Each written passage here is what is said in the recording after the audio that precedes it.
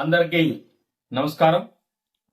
ఈరోజు ఈ వీడియోలో మనం ఒక బర్నింగ్ టాపిక్ గురించి మాట్లాడుకుందాం. అదేంటంటే మొన్న తెలంగాణ ముఖ్యమంత్రి రేవంత్ రెడ్డి గారు మాట్లాడుతూ ఒక సమావేశంలో ఇంటర్మీడియట్ బోర్డుని రద్దు చేస్తున్నాం, అలాగే ఈఏపీ సెట్ని రద్దు చేస్తున్నాం, వచ్చే అకాడమిక్ ఇయర్ నుంచి ఇంటర్మీడియట్ ఉండదు, దాన్ని స్కూల్ బోర్డులోనే కలిపేస్తాం. ఇంటరు ప్లస్ అంటే ఇప్పుడున్న ఇంటరు 10th క్లాస్ వరకు అంటే 10, 11, 12 ఇలా ఒక మొత్తం కలిపేసి నర్సరీ నుంచి 12వ తరగతి వరకు కూడా ఒకటే బోర్డు కింద తీసుకొస్తామని చెప్పేసి ఒక ప్రకటన చేశారు. దీని గురించి మనం ఒకసారి మాట్లాడుతున్నాం. యాక్చువల్గా ఇది ఏంటంటే విద్యా కమిషన్ చైర్మన్ ఆకునూరు మురళి గారు ఇచ్చిన ప్రతిపాదనే. మరి ఒక్కసారి మనం దీని లాభ నష్టాలు ఏంటి, ఇది సాధ్యాసాధ్యాలు ఏంటి అనే అంశం మీద ఒకసారి విశ్లేషించుకున్నట్లయితే వాస్తవానికి ఇంటర్మీడియట్ అనేది ఒక భారతదేశంలో ఇప్పటి వరకు ఒక 4 రాష్ట్రాల్లో మాత్రమే ఉంది. ఇక్కడ తెలంగాణలో, అక్కడ ఆంధ్రప్రదేశ్లో, అలాగే ఉత్తరాఖండ్, ఉత్తరప్రదేశ్ అనుకుంటా. మొత్తం మీద ఒక 4 రాష్ట్రాల్లోనే ఇంటర్మీడియట్ ఉంది. మిగతా స్టేట్లలో ఎక్కడా కూడా ఇంటర్మీడియట్ ప్రత్యేకంగా విడిగా బోర్డుగా లేరు. +2 గానే చెప్తున్నారు. అంటే 11వ తరగతి 12వ తరగతి గానే కొనసాగుతున్నాయి. అలాగే నాకు తెలిసినంత వరకు ప్రపంచంలో కూడా ఎక్కడా కూడా ఏ దేశంలో కూడా మురళి గారు కూడా ప్రస్తావించారు, దాదాపు ఆయన 30 దేశాల విద్యా విధానాల మీద పరిశోధన చేశామని, ఎక్కడా కూడా ఇంటర్ని సపరేట్గా అయితే లేదు. సో ఇది ప్రపంచవ్యాప్తంగా దేశవ్యాప్తంగా ఉన్నటువంటి అంశం. ఇక మరి తెలుగు రాష్ట్రాల్లోనే మరి ఇది గత 30-40 సంవత్సరాలుగా నడుస్తుంది. దాదాపు 40 సంవత్సరాల పై నుంచి ఈ వ్యవస్థ ఉంది.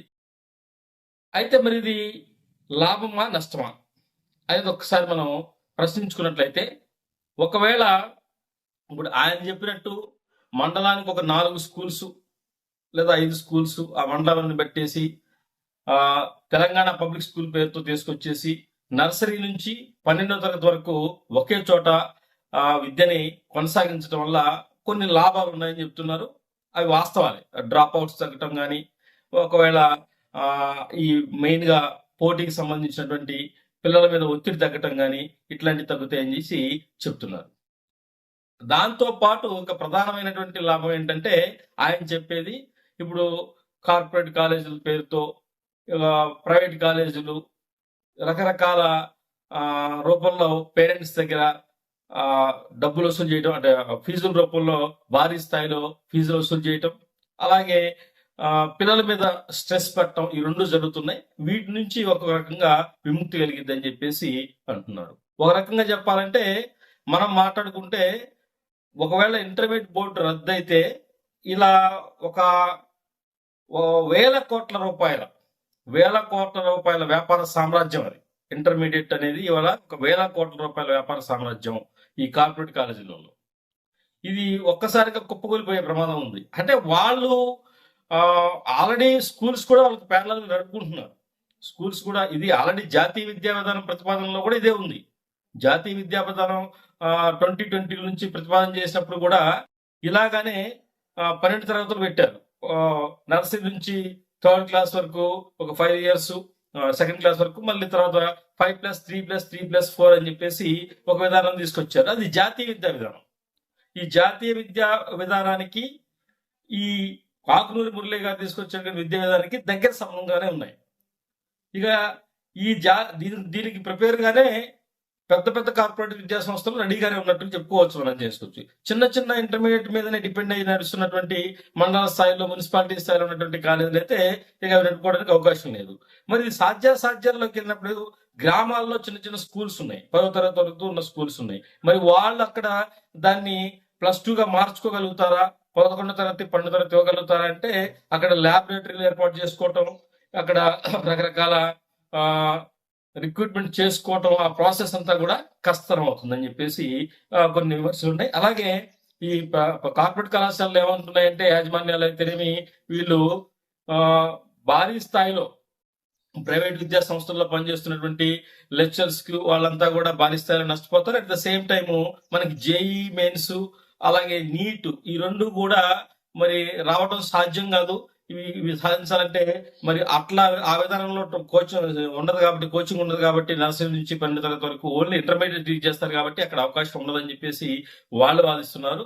సరే, అందులో కూడా కొంత నిజం ఉందని చెప్పుకోవచ్చు. అయితే వీళ్ళు మళ్ళీ కొంతమంది ఏమంటున్నారంటే పోటీ పరీక్షలన్నీ కూడా ఎన్సీఆర్టీ నిబంధనల ప్రకారం జరుగుతాయి కాబట్టి ఆ సిలబస్ ఫ్రేమ్ చేస్తారు కాబట్టి ఇప్పటికే కొన్ని రాష్ట్రాలలో ఇప్పుడు ఆంధ్రప్రదేశ్ లోనే జాతీయ విద్యా విధానం కోసం ఆల్రెడీ చాలా స్కూల్స్ సిబిఎస్ఈ వైపు మొగ్గు చూపుతున్నాయి. సిబిఎస్ఈ వైపు మొగ్గు చూపుతున్నప్పుడు ఆటోమేటిక్ గా ఎన్సీఆర్టీ నిబంధనల ప్రకారం జరిగే సిలబస్ పెడతారు కాబట్టి ఆటోమేటిక్ గా మనకి పోటీ పరీక్షలకు కూడా పెద్ద నష్టం జరగదని కొన్ని వాదాలు జరుగుతున్నాయి. ఏది ఏమైనా సరే ఒక చారిత్రాత్మకమైనటువంటి నిర్ణయం ఇది. ఒకవేళ ఇంటర్మీడియట్ బోర్డు రద్దు అయితే ఇంకొక రద్దు సరే, రాజు తలుచుకుంటే దెబ్బలు కొరవ అన్నట్టు వాళ్ళు తలుచుకుంటే చేయడం చాలా ఈజీ. ప్రభుత్వం తలుచుకుంటే చేయగలిగింది. కాకపోతే కొంచెం ఆల్రెడీ 2 సంవత్సరాల పీరియడ్ అయిపోయింది, ఇంకా 3 సంవత్సరాల పీరియడ్ ఉంది కాబట్టి ఇవి ఆల్రెడీ ఈ అకాడమిక్ ఇయర్ లో 200 స్కూల్స్ స్టార్ట్ చేస్తామని చెప్పేసి అన్నారు. సరే, అవన్నీ గ్రౌండ్ లెవెల్లో ఇంప్లిమెంట్ అయితే మాత్రం కొంత మార్పు ఖచ్చితంగా వస్తుంది. అది పిల్లలకి ప్రెజర్ తగ్గే అవకాశం ఉంది, పేరెంట్స్ కి ఫీజు బడ్డీలు తగ్గే అవకాశం ఉంది, అలాగే కాస్త విద్యా విధానంలో సమగ్రమైన మార్పులు వచ్చే అవకాశం ఉంది. ఇక రెండో అంశం వచ్చేసి ఈఏపీ సెట్ రద్దు గురించి మాట్లాడారు. ఈఏపీ సెట్ రద్దు వచ్చేసి ఈయన ఏమంటున్నారు, ఇంటర్మీడియట్ మురళీ గారి ప్రతిపాదన ఏమంటున్నారు, ఇంటర్మీడియట్ లో వచ్చే మార్కుల ఆధారంగానే రేపు ఇంజనీరింగ్ సీట్లు ఇస్తామని చెప్పేసి అంటున్నారు. వాస్తవానికి ఇది అలాగే 11వ తరగతి ఎగ్జామ్ కూడా బోర్డు ఎగ్జామ్ రద్దు చేస్తాం, 10వ తరగతి బోర్డు ఎగ్జామ్ పెడతాం, మళ్ళీ 12వ తరగతి పెడతాం అని చెప్పేసి అంటున్నారు. ఈ బోర్డు ఎగ్జామ్ స్ట్రిక్ట్ గా జరిగితే, సిస్టమేటిక్ గా స్ట్రిక్ట్ గా జరిగితే మాత్రం ఇబ్బంది ఉండదు. కానీ అలా జరగకుండా ఇప్పుడు కొన్ని సందర్భాల్లో ఒక ఇంటర్మీడియట్ కాలేజీలో గత కొన్ని సంవత్సరాలుగా పనిచేస్తున్నటువంటి వ్యక్తిగా, ప్రైవేట్ కాలేజీలో పనిచేస్తున్న వ్యక్తిగా నాకున్న అనుభవం ప్రకారం నేను చెప్తుంది ఏంటంటే దాదాపు 900 మార్కులు, 950 మార్కులు, కొన్ని సందర్భాల్లో 960, 970 మార్కులు వచ్చిన పిల్లలు కూడా ఎంసెట్ క్వాలిఫై అయిన వాళ్ళు కూడా ఉన్నారు. చాలా కేసుల్లో ఎంసెట్ క్వాలిఫై కూడా ఉన్నారు. ఎందుకు, ఇక్కడ సేమ్ సిలబస్ అయినప్పటికీ కూడా అలాంటి పరిస్థితి వచ్చేసింది. కానీ ఒకసారి ఈఏపీ సెట్ రద్దు చేసి ఆ మెరిట్ ఆధారంగానే, మార్కుల ఆధారంగానే ఇంజనీరింగ్ సీట్లు కేటాయిస్తారని చెప్పేసి అంటే అది కొంచెం మరి ఇబ్బందికరం అని చెప్పేసి కొంతమంది వాదిస్తున్నారు.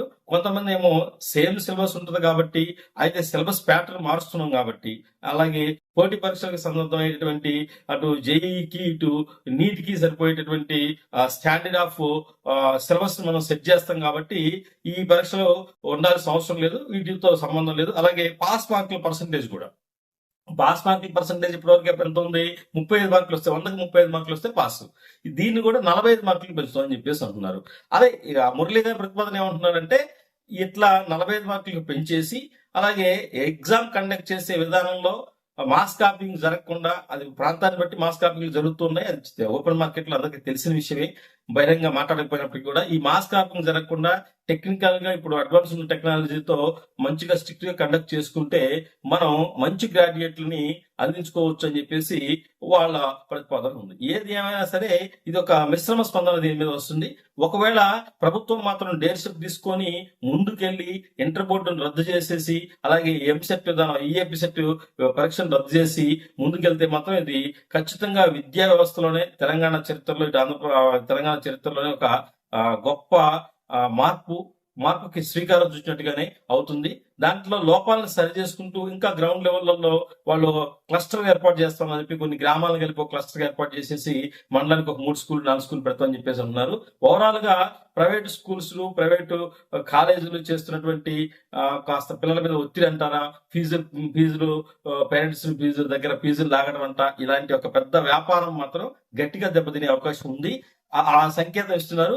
ఓవరాల్ గా ఇది గ్రౌండింగ్ అయ్యి పూర్తి స్థాయిలో ప్రక్షాళన జరిగి మార్పు వచ్చేస్తుంటే విద్యార్థుల పరంగా, ఇటు పేరెంట్స్ పరంగా కొంచెం న్యాయం జరిగేసి పేరెంట్స్ కి చదువుల భారం కాకుండా, పిల్లలకి భారం కాకుండా ఉండే అవకాశం ఉంటుందని చెప్పేసి మనం అంచనా వేసుకోవచ్చు. సరే, గ్రౌండ్ ప్రాక్టికల్ గా ఇంప్లిమెంటేషన్ లో చాలా సమస్యలు తలెత్తే అవకాశం ఉంది. వాటిని కూడా ప్రభుత్వం చాలా జాగ్రత్తగా అడ్రస్ చేసేసి ట్రాన్స్పోర్ట్లు ఏర్పాటు చేయాలి. ఎందుకంటే క్లస్టర్లు ఏర్పాటు చేసినప్పుడు ఖచ్చితంగా ఫ్రీగా ట్రాన్స్పోర్ట్లు ఏర్పాటు చేస్తున్నారు. ప్రైవేట్ స్కూల్ సక్సెస్ కారణం కూడా అదే యాక్చువల్ గా. సో వీళ్ళు కూడా ట్రాన్స్పోర్ట్లు ఏర్పాటు చేసినట్టయితే ఖచ్చితంగా మంచి ఫలితం, విద్యా వ్యవస్థలో సమగ్రమైనటువంటి మార్పుకి, చారిత్రాత్మకమైన మార్పుకి శ్రీకారం చుట్టినట్టు అవుతుందని చెప్పేసి అనుకోవడానికి అవకాశం ఉందని చెప్పేసి తెలియజేస్తూ ముగిస్తున్నాను. ధన్యవాదాలు.